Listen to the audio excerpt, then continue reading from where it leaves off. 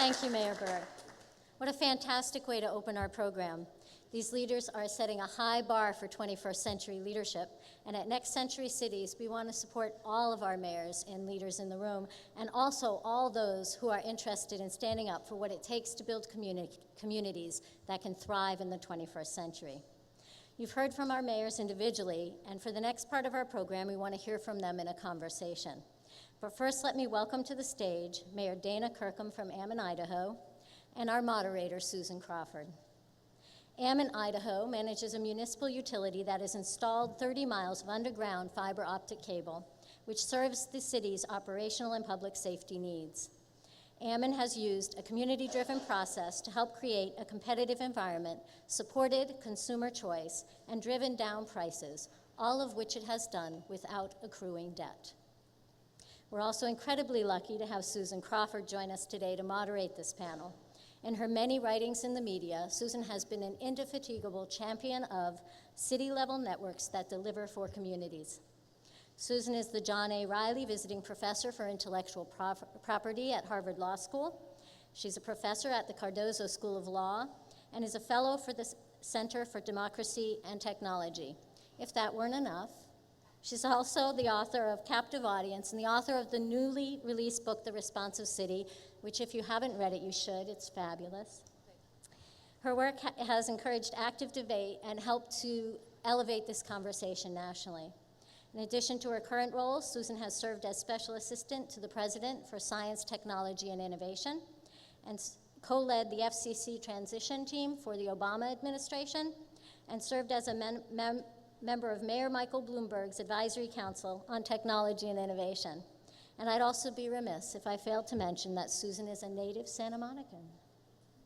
Thank you. Appreciate it. Hey, go Vikings, just want to let you know. So Mayor Burke is right, the influx is real. At this point, more than 50% of the world's population already lives in cities. 70% will live in cities by 2050. 80% of the world's GDP is created in cities. That's the place where people live, as Mayor O'Connor says, where new businesses start. And having spent some time at the international level on internet politics and at the FCC level on internet politics, cities are the places where the corrosive and polarized discussions end, where democracy really works. And cities, although they face major obstacles in terms of aging infrastructure and limited resources, are the places that need to provide basic infrastructure for their citizens. A street grid, tree canopy. These guys don't need to be told this, they know it, but I'm smiling at them because they're managing to do it. Having cities talk to each other isn't always easy. Everybody's busy. These mayors are incredibly busy, and yet the opportunity to collaborate and understand how to make sure this infrastructure is in place is extraordinary. So we're here to celebrate and raise the voices of 4 heroes who have different models in their cities for this basic infrastructure, who understand its capability as a facilitator of economic growth, and to hear more of the stories that have made this possible. I want to start with Mayor Dana Kirkham from Ammon, Idaho. So the story of Ammon is really terrific. City leaders working together built a fiber network, and it's serving businesses and will be extended perhaps someday. But tell us about the context for Ammon, Idaho. Where is it? What's it like? Right. Okay. So we're definitely not like the others that are up here on the stage. So we might be a little bit like Louisiana in, what was it, 1896? We have electricity, but not fiber, but it's kind of the same concept because we are a city of 15,000. We sit next to a city of 56,000 in a county of 100,000 people. It's tucked away in the southeast corner of Idaho, kind of near Yellowstone National Park. And so why is that important? It's important because just what you were saying about electricity, if we didn't build this, it wouldn't come. So it's just that simple. We're so small, contextually, of course, that we're so small that obviously, even though compared to some of these other cities, it seems like we should be very tiny. In our state, we're actually large enough that we don't qualify for federal grants that would build this infrastructure for us. And we're not big enough that we would attract private business to come and build it for us. So if we didn't build it, we wouldn't have it. Well, terrific. Turning to Mayor Burke on your left, so you do have an electrical utility. That's been a major part of your network. What do you see as the long-term payoff? way out in the future of having this gigabit access in your city? Right, well, I think, first of all, we're building this tech ecosystem, which we really didn't have even 5 years ago. And so I think you can think about the way that that's really changing our city. And the best way is an example, I think. So a few years ago, a young man in our city had an idea of what would happen if we could text message to get our reservations for a restaurant, and then the restaurant could manage its tables by text. And so he started up, he went to one of our 48-hour launches, which was begun as a result of our gig. And he pitched his idea, they workshopped it for 48 hours, and he walked out with $25,000 worth of capital, right? Hired only local developers, started in the middle of Chattanooga, and started working on his concept. And then I think this is a critical piece for us, is he went to a local business called Craftworks, which owns a lot of microbreweries. If you have a Big River or Gordon Biersch, they own all those kinds of restaurants, and said, will you pilot this for me? Now, this interaction between existing businesses and entrepreneurs is really critical for our cities. That's one of the reasons why it's so great to be in a city. They said they would. He had got some more capital, again, hired more local developers, and about 18 months to 2 years after he got started, OpenTable bought him for $11.25 million. Now, OpenTable has offices in San Francisco, Paris, New York, Tokyo, Frankfurt, and Chattanooga, Tennessee. That is an awesome story, right? So in the long run, seeing that kind of success, Chattanooga is a place that was built on entrepreneurism. Coca-Cola bottling started there, but we saw that die, and now it's back. Then, in the first area, I'd say economic development, as Mayor Durrell talked about. But the second part, I think, is really important too, and that is digital equity. We are trying Tech Goes Home, which is what Deb did before here, modeled on what Boston has done in the past. But when we have access in every home and business to the internet, and yet we see that too many of our citizens don't truly take advantage of it, we got to figure out how to cross that gap. And I told Chairman Wheeler when I met with him, if we're going to have municipal broadband, it has to have a public purpose too, and digital equity to me is a huge part of that.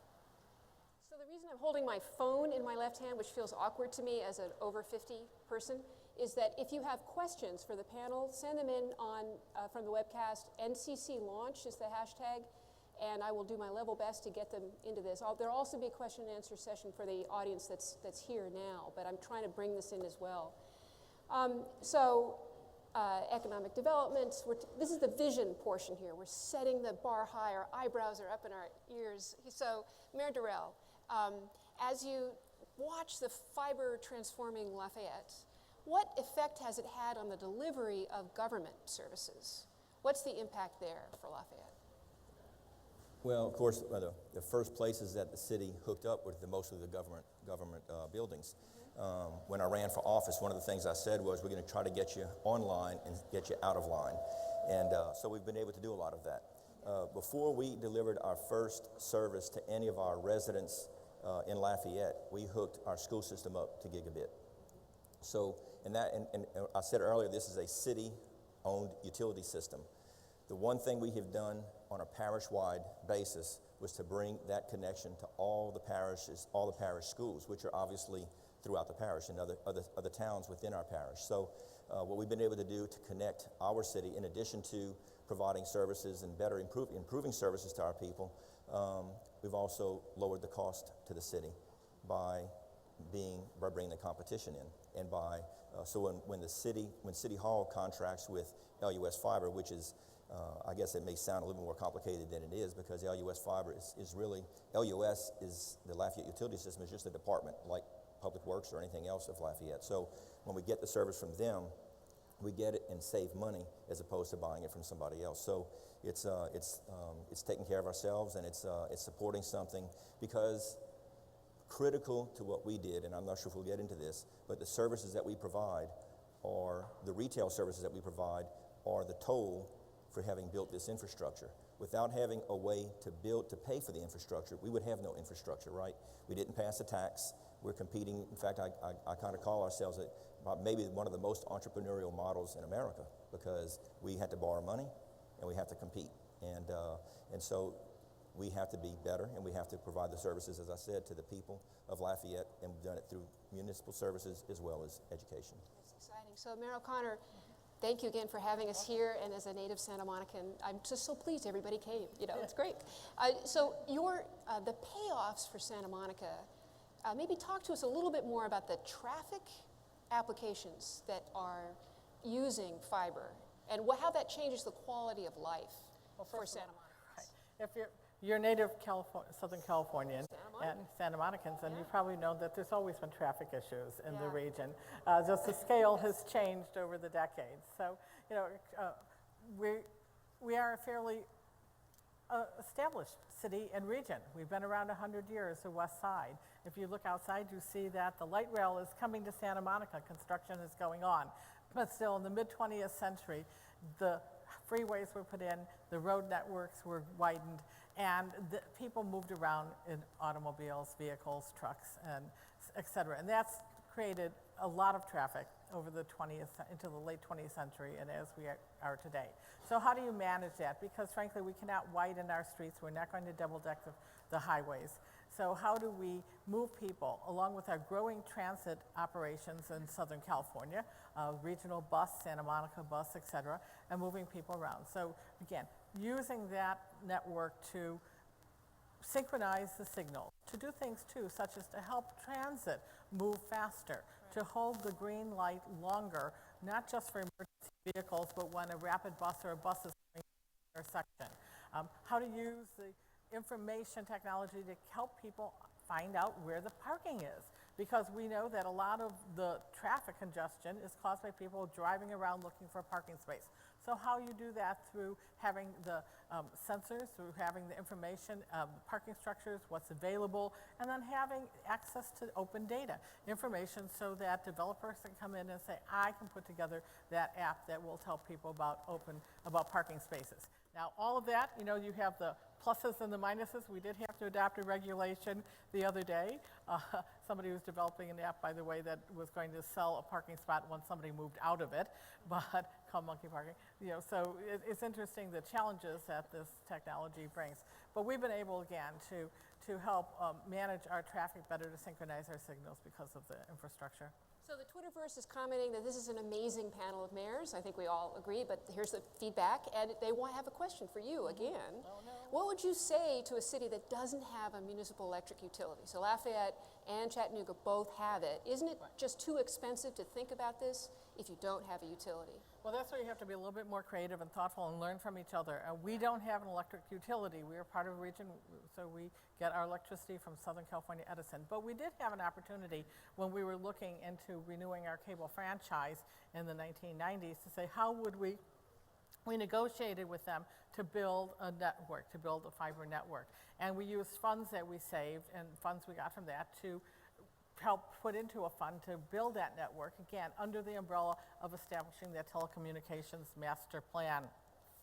So that initial vision to have the institutional network, the iNetwork that served our college, our schools, our city facilities, we've continued to leverage the funding from that to say when you are digging, when someone is digging, to put that investment to lay that fiber, that dig once concept, that the city will take advantage of that and to build out our network.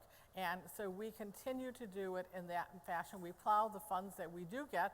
We aren't doing this to make a profit, though we can make some money from that, and that those funds go back into enlarging, increasing the network. So we've had to do it kind of by hook or by crook, but again, you find the ways of doing it. And I think the key too is having that vision about universal open access with the goal, we're not quite there yet to every household, but having that vision and figuring out how can you get there.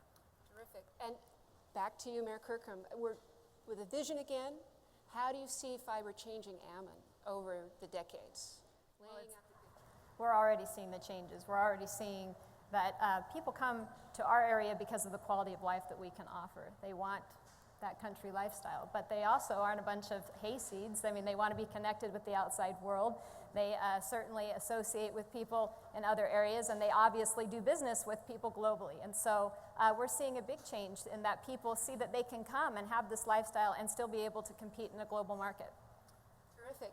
All right, so that's the vision. It's glowing. It's the future. It's just electricity, water, tree canopy, same thing. There are obstacles in the way, and in Lafayette, Louisiana, they went through a lot. So back to Mayor Durrell, what does it feel like to have a target on your back? How's that been?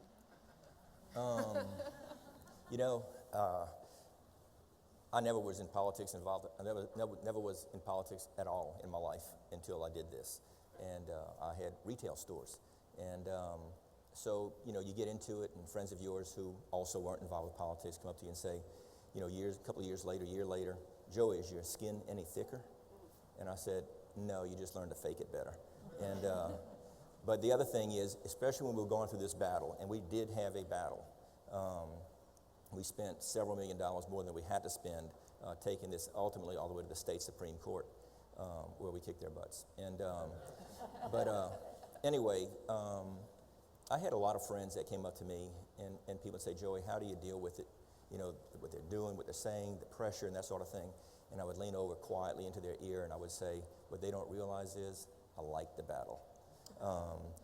So it was, it's one of those things where I told you a while ago about the out-migration problem that a lot of states have, and Louisiana was not any different.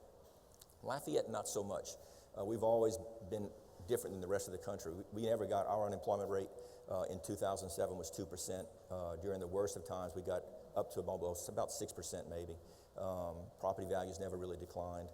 But I ran on one, because people get, everybody who ever runs for office for the first time, every single politician gets asked by friends and family, why in the world would you do this? Why would you do this to your friends and to your family and to yourself? And my instant answer was, I want my kids to stay home. And I was tired. I was chairman of the board of the Chamber of Commerce in Lafayette in 2001. When you elevate to that level in your Chamber of Commerce, going through various stages, you get a better understanding of what makes your community tick. And so by the time I got out of there at the end of 2001 and 2002, this discussion kind of began with people who love, and respect, saying, Joey, you're at a stage in your life, your businesses, your kids are at a certain age, you could do this. And I was just tired of politicians talking, and never doing anything. And so I saw this as an opportunity to where if I was tired of that, if I saw things that I believed were true, then I had an opportunity to maybe do something a little bit different and to put my money where my mouth was. The first real opportunity we had was fiber. And I saw that, I said often during my run for office that we're gonna have to get out of the box. I learned very quick, to your question, I learned very quick, is the reason politicians don't get out of the box because it's very comfortable in the box. It's very, very uncomfortable outside the box. But if you're gonna make those, what's the old word we used to use, paradigm shifts, if you're gonna make those real changes that can make a difference in your community, it's gonna require, in many cases, getting out of the box, and you've gotta be prepared for that discomfort. There's an opinion from the Twitterverse. Mayor Durrell likes to have a target on his back. The industry didn't know who they picked a fight against. So that's great. So back to Mayor Burke.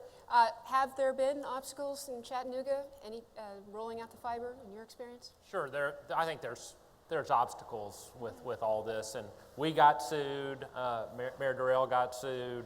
I think Louisiana, there's probably this tradition of getting in the fights, right? There's a true history of that with their political leaders, and I think in Chattanooga, it was a different entrance into the market because we started to do the smart grid, and EPB really was running the fiber, and then there was this ability of, okay, we can also do these other things with our fiber, and what you've seen over the course of time is we have fights about everything. But right now, you know, I think there is so much energy behind what we're doing that a lot of the fighting has gone away, and people are excited because Chattanooga is at the front end of the curve rather than at the end. And I don't know what it's like in Louisiana, but in Tennessee, we're told a lot, you know, we're 40-something in education, or we're 40-something in health outcomes, or we're 40-something in this. And to say we're number one with the fastest, most pervasive, cheapest internet in the Western Hemisphere, that's a true point of pride in the community. And so there's a lot more energy behind it than you would think. And these two things are connected because with that great fiber network, you can be serving all those other policy interests. It's part of the story. You know, it's the central substrate for everything you're going to do. So a question for the whole panel. Anybody want to answer this? This comes from Twitter. How do you deal with ALEC? Well, Anybody?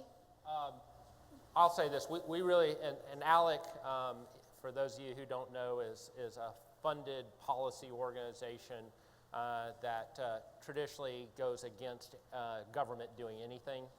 And I certainly saw them, I was in the state legislature before I was mayor.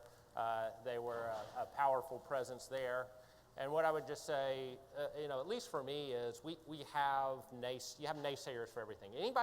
Anybody who is in this position, I mean, you know, if you gave out $1,000 bills to babies, they'd say, well, you know, they might choke on them. You know, so there are naysayers to everything, and certainly when it comes to government action, there's a built-in group of people who think that government is always the problem and can never do anything and should never be associated with anything positive. And that's why I think, you know, hearing people, even at the beginning of this panel, the head of this campus saying, listen, you know, we're not interested in running our entrepreneur system. What we are interested in doing is making sure that we provide the infrastructure that they need to be successful, and also that government is a good partner so that when we open up our data sets, they can create great businesses that solve the next problems in transportation or housing, and all those ways that we use our infrastructure to build a better city. Mayor Durrell mentioned the role of states in his opening remarks, and this is a question for Mayor Kirkham.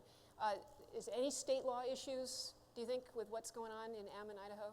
Sure, yeah. I think what we're faced with is not necessarily a state law that is obtrusive, but more that it's not defined. It's very vague. They haven't written legislation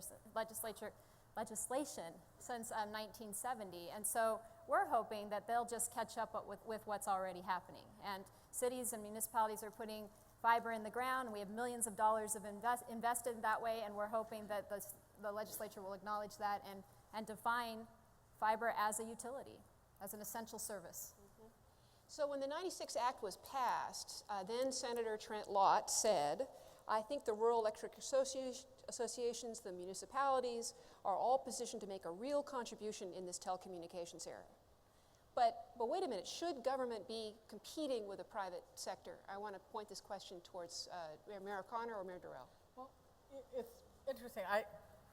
We're here across campus, you know, with really vital startups. People want to be here in Santa Monica. If you look at the list along the way of all the people, all the ideas, and this is just one of many places. If we'd waited for the private sector to make that investment, I think we'd still be waiting. So our investment and our saying we're going to grab it, we're going to move forward, we're going to build this network has been what has fertilized the private sector. So, you know, our actions actually are helping the private sector. But if we had just waited for another aspect of the private sector, you wouldn't be seeing this. So, you know, you do have to sometimes know when that opportunity is and when to run with it. And again, we planted the seeds. Right, and this is basic. Yes, Mayor Durrell. I will say that in Lafayette, I begged publicly, privately, I begged the private sector to do it so we wouldn't have to. Because certainly, if they would do it and they would provide what we have today, it would have been great. You know, no controversy, no divisiveness. But they said, y'all don't need fiber. Little towns around Lafayette will never need fiber. And so after giving them the opportunity, and again, don't forget, I had that 1896 story to fall back on. where they said as if they're going to bring that kind of technology to a little town like Lafayette, Louisiana. Yet, if you look at our history in 1897, and from that point on, Lafayette bumped up compared to the rest of the parishes around us. We started becoming the largest city in the area. And we got the University of Louisiana in that town because we had electricity and other innovative people that were forward-thinking. So, you know, the private sector, I agree with you completely. The way I put it is, because it is, you know, you can't make those decisions as knee-jerk as it feels like today.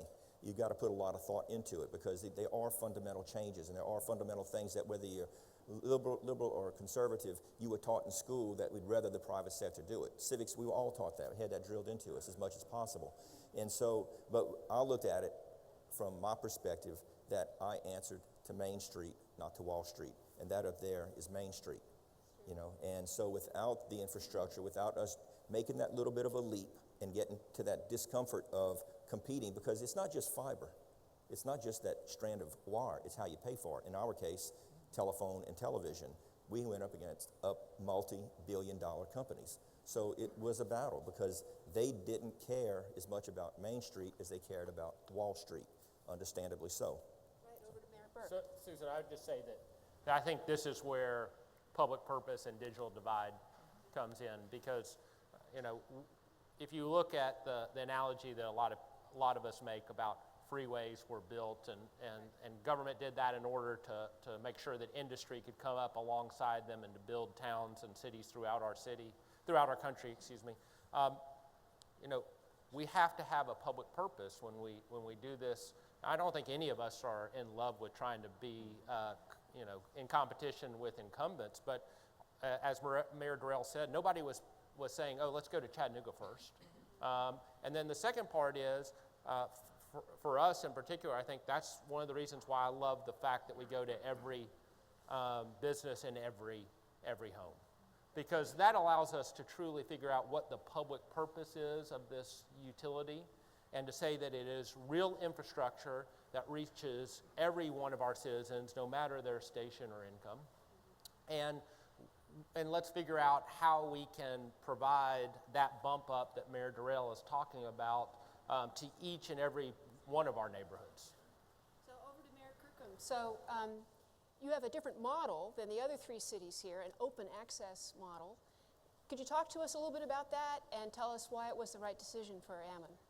Well, I think that it's the right decision for Ammon because of what I stated in the beginning, because of our size and our circumstance. If we were bigger, we wouldn't be having this discussion because private industry would have already done it.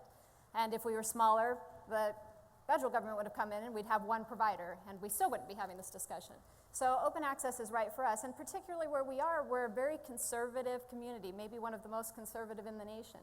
And so of course this argument about government competing with the private sector is always looming, it's always there. And I think the open access allows us to address that and say, look, we aren't competing with private industry, we're saying we're in essence building the road and we're inviting everyone to drive on it. Right. You could be FedEx, you could be another service, but you're just driving on it. Mayor Connor, you want to comment on that one? So why isn't this a partisan issue? You know, we have such a divided country right now, but here we are, we're not mentioning parties very much. Why isn't fiber a partisan issue? Anything mayors do is partisan. That's why I love working with Yep, mayors. and we're really, you can look to us to solve the problems of the world because we're pragmatists. I mean, the sewer has to go away and the water has to be clean. So it's not a right and a left issue. Mayor Connor? Ditto to that. You're right. Yeah, you get things done in cities. Mayor Durrell? Bottom line is, I think Mayor Burke alluded to it a while ago, motherhood and apple pie today is partisan, right? I mean, we have become so political. I mean, I wonder sometimes, am I the only one that sees that if a Democrat president proposes something, the Republicans are going to instantly be against it and the Democrats are going to instantly be for it, and you change the party of the same human being and those roles are going to reverse. They don't seem to think anymore. They just seem to react and respond to who's proposing something. I've tried to get some legislation passed in my town for blighted and abandoned properties, and who I had to fight in Baton Rouge. Now, this legislation was already passed in Baton Rouge for Baton Rouge and in New Orleans for New Orleans. I copied that legislation, and I fought the Tea Party and the Black Caucus. Now, and I've said that for years. I said, how do you draw a curve that puts the far right and the far left really so close together?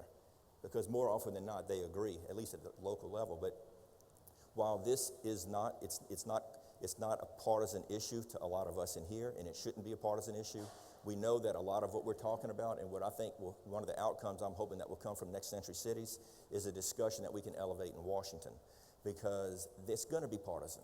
There's no denying it. It's going to be partisan. And so, in part, as I said a while ago, it's not just that strand of fiber. In our case, it's competing against multi-billion-dollar companies. We had a vote of the people, and I've said often, the weight of the people is much heavier than money and carries a lot more weight than money. Terrific. Mayor Burke, speaking of elevating things to Washington, you participated in a petition for the FCC. What's at stake? Why is it important that Next Century Cities get involved? What are you looking for there? This actually links back to the partisan issue, and I love the fact that one of Next Century Cities' founding principles is that it be nonpartisan.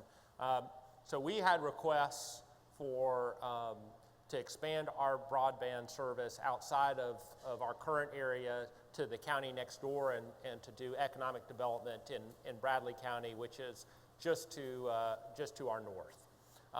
And for us, of course, this is critical for lots of reasons, one of which is we all know that we live in a regional world, and this idea that the county line is some hard line that is, divides everyone is a fiction.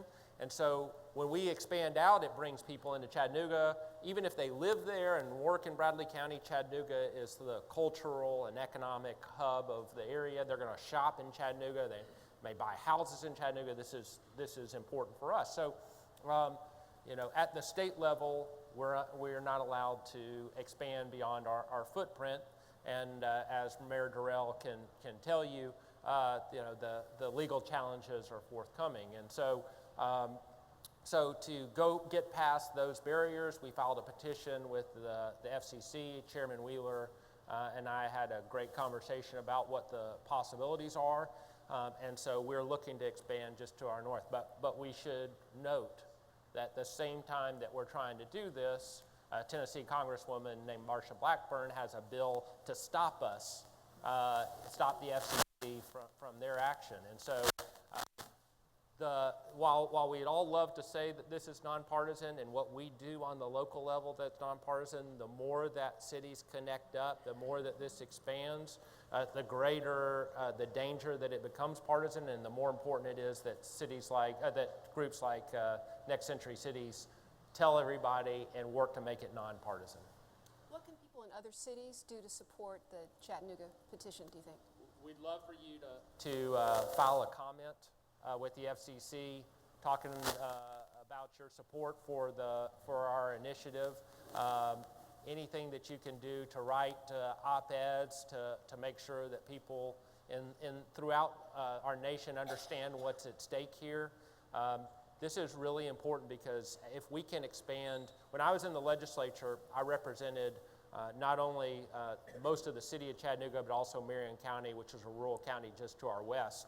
And it was the same amount of time to drive from my house to Jasper, the county seat of Marion County, as it was to drive to the outer ends of the city of Chattanooga. Right? There's no reason why, if they want our municipal broadband, why it shouldn't be able to expand out there for their economic development. And to me, this is a really critical issue about what the future of expansion for broadband in our country looks like. So this is a question for all four of you. You're elected leaders, and leadership is essential for this. Without champions, we don't get the local choice we're looking for. You've all put this at the center of your agendas. What would you say in one sentence to a city manager, city council member, some elected official who isn't quite sure that this is even relevant to their day-to-day priorities? So starting with you, Dana Kirkham, what's your pitch? Say, get on board or be left behind. Okay, that's a good one. Get on board or be left behind. Mayor Burke. If you want to be Next Century City, you have to have an innovative economy, and the government's role is to build the infrastructure that makes that happen. Terrific. Mayor Durrell. Care more about the next generation than you do about the next election.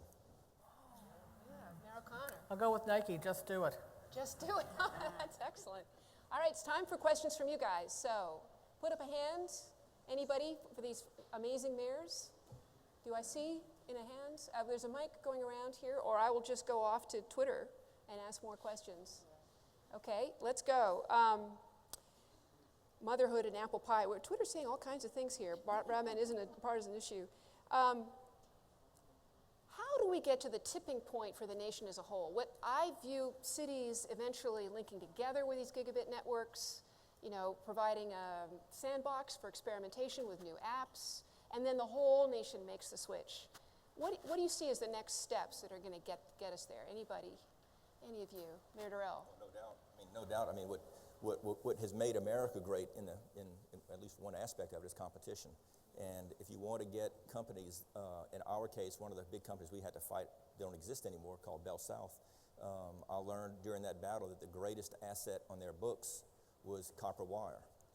They couldn't afford to just take that down and put up fiber. It wasn't a question that they would deny that they didn't want to bring fiber to a city our size. They weren't doing fiber anywhere other than a backbone. Everybody has a backbone of fiber. But, until there's competition, just like in 1896, had we not brought electricity to Lafayette, it was 20 or 30 years before the private sector had electricity in our area because they were still doing the big cities. How do you get citizens to get behind gigabit access? I think they're already there. They're already there. Everybody's connected. Who doesn't have a smartphone? Who doesn't have an iPad? Who doesn't want to be connected at 10 o'clock at night to everything they're already there. They're the easy part. But with all the warring priorities for a city, making sure that there's affordable housing, that other infrastructure is functioning, how do you get citizens to see this as a priority too? Mayor O'Connor. I lost my train of thought. Okay. Well, the train, they're going to put Right, it in a train no, here. train right there. No. Yeah. I think sometimes, I know, I was thinking it's not just people, but also city governments. Right. Like you said, you're kind of wrapped up in that moment, the day-to-day, what you need to do. And again, it gets down to us in our daily lives too. You do that reactive, but you always have to be planning ahead. And city governments can't just get into what are we going to do today, what are we going to do the next day, and by the way, we're reacting to something. We have to start thinking and planning years out. And that, again, is tougher in an environment where you have elected officials who might have a 2-year term or a 4-year term. But having that leadership, having things like a master plan that has been adopted by a council, the electorate, that the people then get familiar with, and that is the linchpin. That's the linchpin to keep you moving forward, to have that plan, that roadmap. Can I have a mic in the front row? You've got it? Okay, thanks very much. Hi, Tell us who you are. Gabriel Garcia from San Antonio, Texas. How do you get your fellow council members to get on board on the vision of a broadband future? Anybody? Elect new ones. Well, Oh, yeah. But here's the, Young, progressive, new ones. well, I'll tell you, I got into office, as I said, in January of 2004. I got elected we have 9 councilmen, which is only about 9 too many.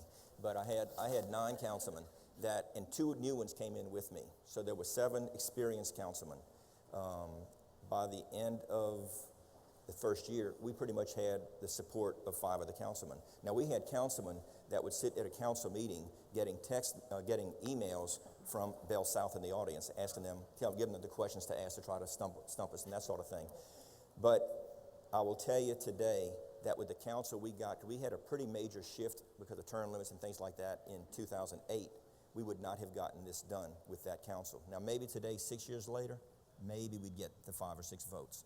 But what you learn, and what I have learned, as much as I don't like about the target piece, controversy educates your community. Controversy is a necessary evil of getting great things done in your community, because had the big companies not done what they did, I always will wonder, would we have gotten the support that we got from our community, because they educated our community. Anything else about city council members? Mayor Connor, Mayor Burke? Who are the critical non-governmental players that need to be involved in a city to move next century cities forward, do you think? What categories? Mayor Kirkham, do you have any view on that? Non-government players? Well, for sure, you have for us, I think the biggest problem is private industry. I hate to say it, but the big players for us are CenturyLink and Cable One, and they stand the most, what they perceive, they stand the most to lose, even though that's not true. And so helping them understand that we aren't competing with them and that this is still a vehicle for them to use and play on is difficult because they're entrenched and they're the big fish. Right. And in fact, in Ammon, you are providing fiber to cell towers. Correct. That makes their business plans more effective. So you'd think they'd be with you. You would think. Yeah. Mayor Burke? I think we just have to make sure that we identify the problem we're trying to solve. Yeah. And that's always helpful. So what are you trying to do with fiber? And if it's just, well, we really need super fast internet, I mean, right, nobody has to load google.com faster today. And so the issue is saying what we're trying to do with high-speed broadband is really important. So in Chattanooga, and I think that leads you to figure out now who needs to be at the table. So in Chattanooga, we know that we had this history of entrepreneurship and we saw that go away. And so for us, getting high-speed broadband has enlivened our startup scene and made us a totally different city with excitement and energy and vibrancy. That's a win. I think the second part of this is the digital equity part. And what I would say is that while not everybody is on the internet, everybody understands how important it is. So if you knock on doors, which a lot of us mayors do from time to time, you can talk to an elderly man or woman who may have never been on the internet, but they certainly understand that their granddaughter or grandson has to be. Mm-hmm. And so making that case that each and every one of us has to be able to fulfill our unique talents and grow in the community, and in the long run, that's important to Chattanooga. That's part of it. And then I would just say, again, stretching it beyond our cities, this is an international issue. Yep. Again, the United States is where we are because we're the innovators of the world.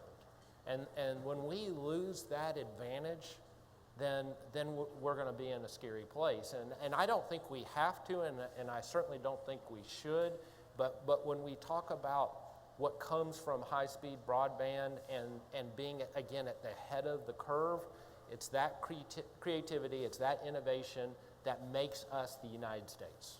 It's true. I was in Stockholm interviewing 20-somethings there, and they're totally optimistic because they assume gigabit access for almost no money, $30 a month, to tell you the truth.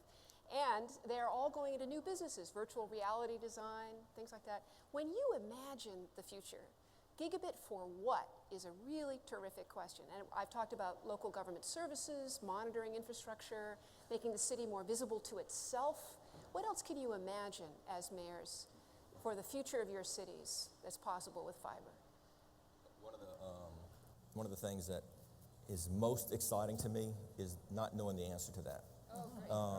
No, but the reason I say that is we know that our parents, in many cases, our grandparents for sure, referred to their utility bill as the light bill because that was it. When they first got it, that's all they did with it.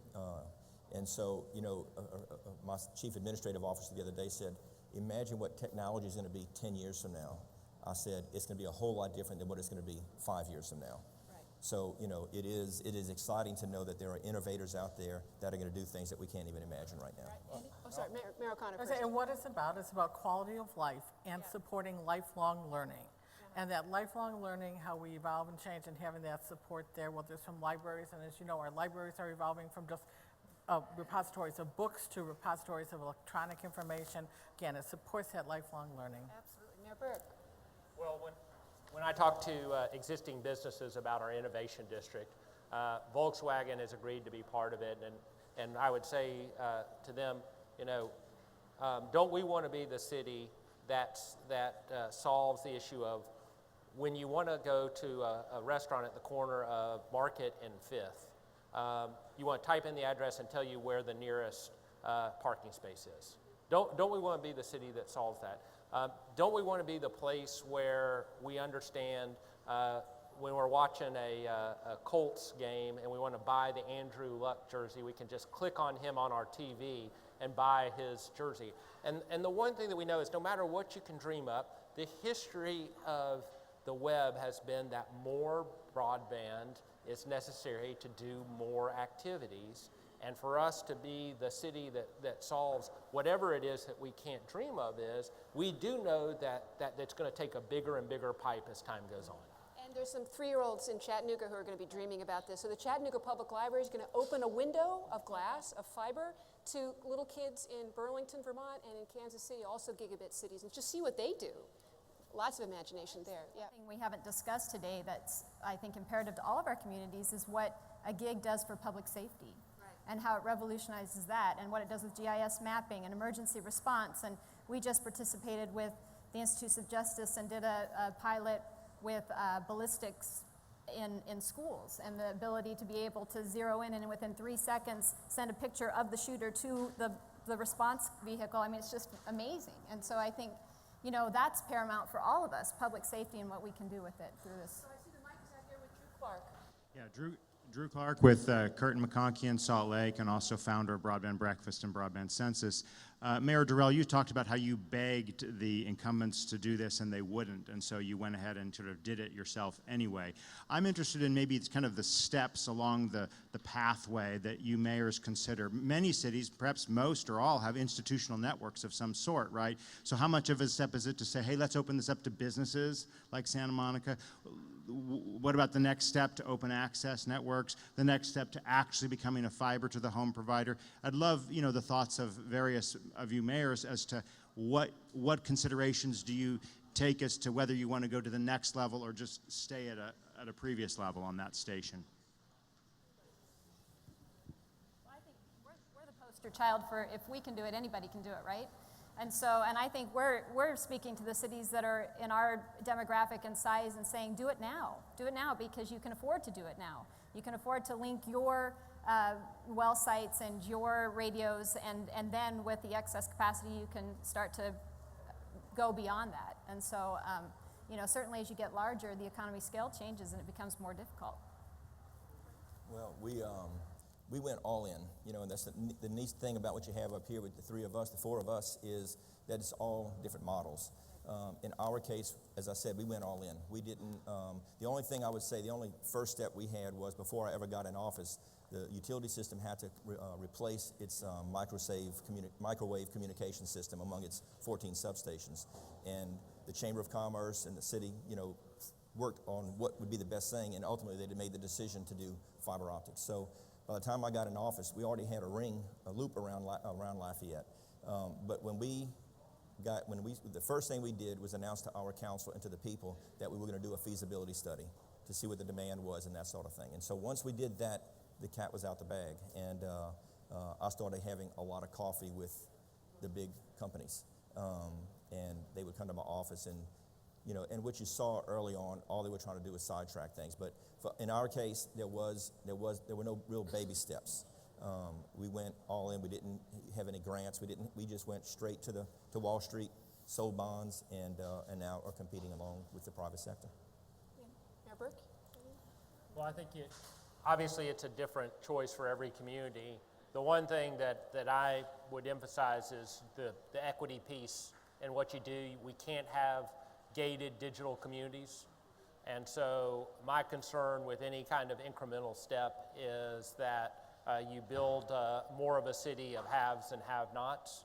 And for me, the attractiveness of what Mayor Durrell is talking about and what we've done is to reach everybody and to make sure that they know that they're part of this community. I also think just politically, it changes the equation when you start talking about which neighborhoods get things and which neighborhoods don't, and which institutions get things and which don't. And we all deal in a real world of that's how you get things done.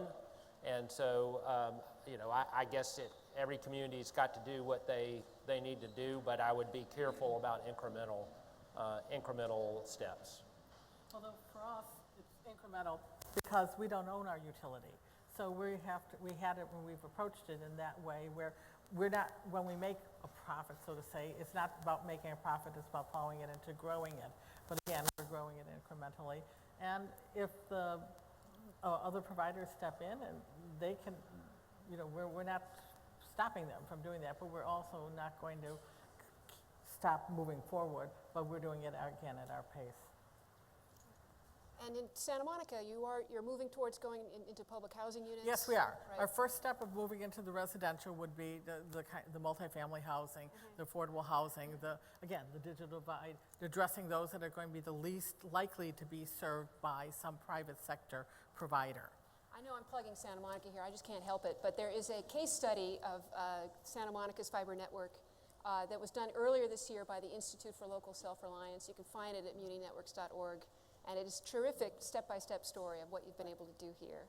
Another question right there. Yeah, I'm Jeremy Pietzel with the City of Sandy and the City Council there, and we're in the middle of doing a gig fiber to the home right now and to all our businesses. The question I have for you guys is, what kind of steps can people take, or what have you done to get the word out? If you build it, they don't necessarily come. They need to know about it. How have you marketed yourselves and to be able to bring that economic development that you're bringing with your fiber, and what steps have you taken that you would suggest not taking over again? That's a good question. Marketing, yeah. Have a beach? No. Have a beach. You know, we don't have a beach. We don't have a beach. We don't have snow-covered mountains. What we have is location in South Louisiana that's important to the energy industry. We're a mound in our part of the state from a hurricane protection sort of thing. But I've told my children and I've told other people, if you want beaches, pretty blue water, or you want snow-covered mountains, can't help you. But if you want a job, I don't want my kids to come to me and say, Dad, we have to move because we can't make a living here. We can't support our family. So our greatest asset, of course, we always say it's our people, it's our food, it's our culture. But as we're talking about this sort of asset, it's mostly man-made. You know, it is the electricity that we got in 1897. It is fiber that we have here. It's our university. It's a lot of other things. But you're going to have to, I really forget how you worded your question. What? Oh, the market. Well, controversy. I'm going to tell you, I don't know how it's going to happen in your town, but in our town, by the time it got to a vote of the people, it was a 62% vote in favor. And it was the greatest education method we could have ever asked for. Right. And electrification was the major policy issue of the 1930s presidential campaign, so no reason why fiber couldn't be that one. Mayor Burke. We've learned a lot over the course of the last 5 years, and I think anybody who wants to learn from our experiences, we get a lot of visitors. I'm sure Lafayette does too, but you're welcome to see what we've done. I think we turned it on and assumed that Facebook and Apple and everybody's just going to move to Chattanooga. We have fast internet. You know, we'll just sit back and watch the money roll in. That didn't turn out to be the case. And over the course of several years, we have learned a lot about what we can and cannot accomplish with high-speed internet. And so I think being realistic about that is important. And in the long run, what makes what you see out of a city that really matters is these expanding small businesses.